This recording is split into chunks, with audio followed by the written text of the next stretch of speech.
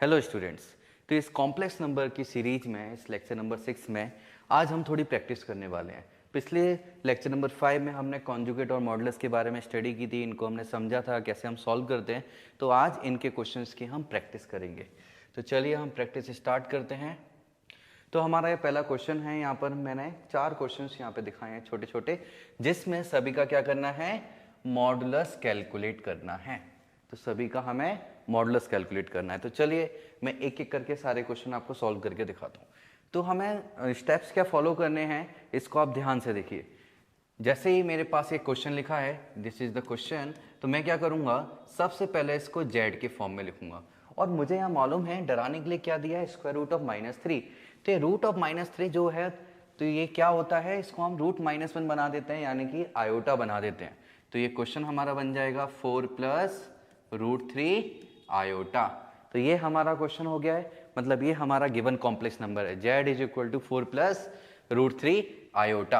अब मुझे इसको सॉल्व करना है। सॉल्व करने के लिए क्या, मुझे इसका मॉडुलस निकालना है।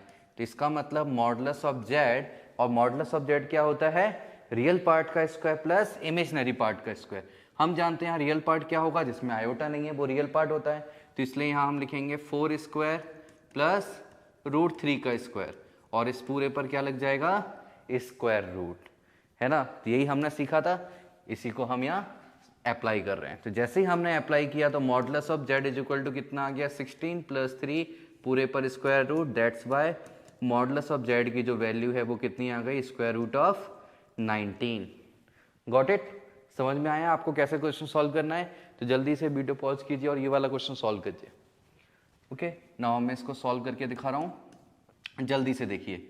हम क्या करेंगे, z = 2 - 5 आयोटा, जैसा लिखा है हमने बस z के इक्वल में लिख दिया, ऐसे लिख दिया। अब हम मॉडुलस लेंगे। सो मॉडुलस ऑफ z क्या आएगा, रियल पार्ट। तो रियल पार्ट कितना है बताओ, रियल पार्ट 2 है। सो यहाँ 2 का स्क्वायर लिखेंगे। इमेजिनरी पार्ट कितना है हमारे पास, -5। तो यहाँ पर आ जाएगा -5 का स्क्वायर, और पूरे पर क्या आ जाएगा हमारे पास, स्क्वायर रूट। तो जैसे ही हमने यहाँ पर किया तो मॉडुलस ऑफ z = 4 + 5 का स्क्वायर 25 होता है, -5 का क्या हो जाएगा, +25 हो जाएगा। तो इसलिए हम ऐसा लिखेंगे, that's why modulus of z की वैल्यू कितनी आ गई है हमारे पास, ये वैल्यू आ चुकी है √29। तो इस तरह से हमारा ये आंसर आ जाएगा। Got it. आई होप आपको समझ में आया होगा। ओके, अब हम थर्ड क्वेश्चन की तरफ चलते हैं। तो देखिए थर्ड क्वेश्चन को मैं फिर से क्या लिखना चाहूंगा, z = z के फॉर्म में। अच्छा, यहाँ पर अब एक चीज दी गई है, क्या है, यहाँ पे डायरेक्ट कॉम्प्लेक्स नंबर नहीं है, यहाँ पर उसका स्क्वायर दिया गया है। तो कोई बात नहीं, हमें a + b का होल स्क्वायर, a - b का होल स्क्वायर आता है, बस वो फॉर्मूला हमें अप्लाई करना है। तो जैसे ही मैंने a + b का फॉर्मूला अप्लाई किया तो मुझे क्या मिलेगा, यहाँ पर -1 का स्क्वायर प्लस √3 आयोटा, 3 आयोटा का होल स्क्वायर प्लस 2 × -1 इंटू में क्या मिल जाएगा, 3 आयोटा।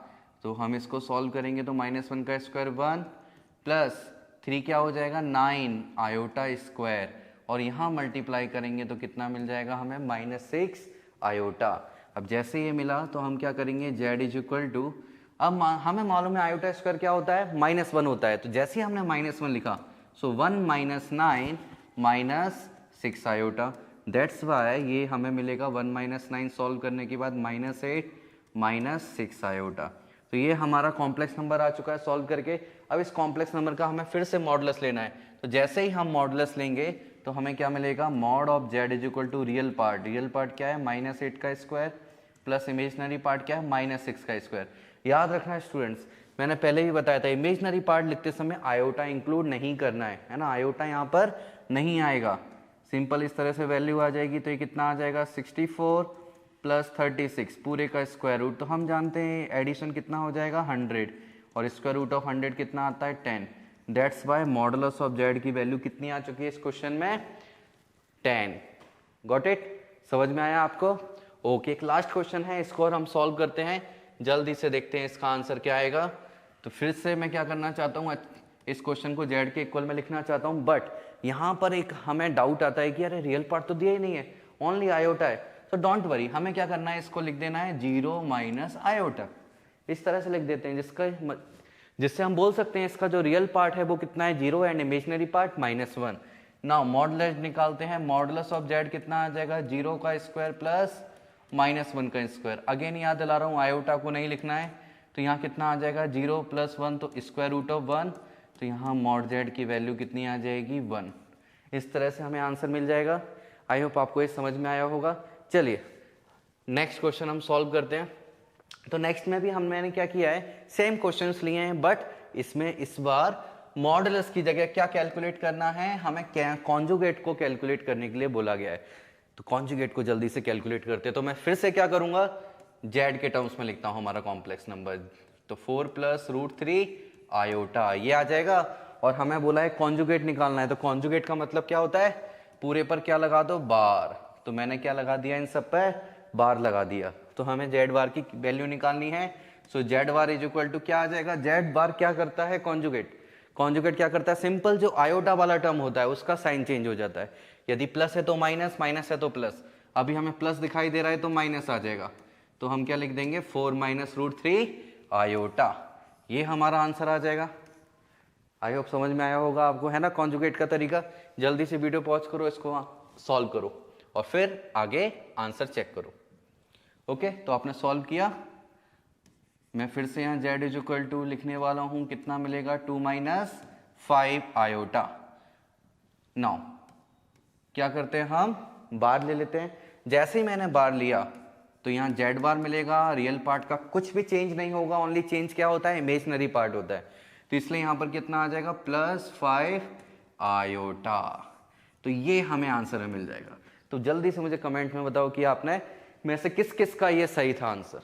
ओके ठीक है, अब जल्दी से फिर से पॉज करके इसका आंसर सॉल्व करो, आंसर बताओ, फिर आके क्रॉस चेक करना। ओके, आई होप आपने सॉल्व किया होगा। नाउ अब हम क्रॉस चेक करते हैं। तो पिछले क्वेश्चन में हम जाके देखते हैं, यहाँ पर जो हमने सॉल्व किया था सेम सॉल्व हमें करना पड़ेगा फिर से। तो हम पहले से ऑलरेडी सॉल्व कर चुके हैं, तो यहीं से वैल्यू उठा लेते हैं। तो हमारे इसकी वैल्यू कितनी आती है, होल स्क्वायर सॉल्व करके, -8 - 6 आयोटा। तो इसलिए यहाँ पर आ जाएगा z is equal to -8 - 6 iota. तो इसलिए हमारा जो आंसर होगा के लिए हम क्या करेंगे, यहाँ बार लगा देंगे। जैसे ही हमने बार लगाया तो z bar is equal to कितना आ जाएगा, -8 + 6 आयोटा। तो बताइए कमेंट बॉक्स में कितने लोगों का ये आंसर सही है, किस किस का आंसर सही है, करेक्ट लिख के कमेंट कीजिए। ओके, नेक्स्ट क्वेश्चन फिर से आप पॉज करो, इसको सॉल्व करो और लौट के आइए। चलिए अब मैं इसको सॉल्व करता हूं। तो z इज इक्वल टू हम क्या लिख देंगे, फिर से 0 - आयोटा। अब मुझे क्या करना है, इस पर बार लगाना है क्योंकि कॉन्जुगेट चाहिए। So z bar is equal to क्या, 0 तो 0 ही रहेगा, सिंपल क्या हो जाएगा, माइनस आयोटा का प्लस आयोटा हो जाएगा। ओके, सो ये हमारा आंसर आ जाएगा, है ना। तो बहुत आसान चीजें हैं, आई होप आप सबको क्लियर होगा।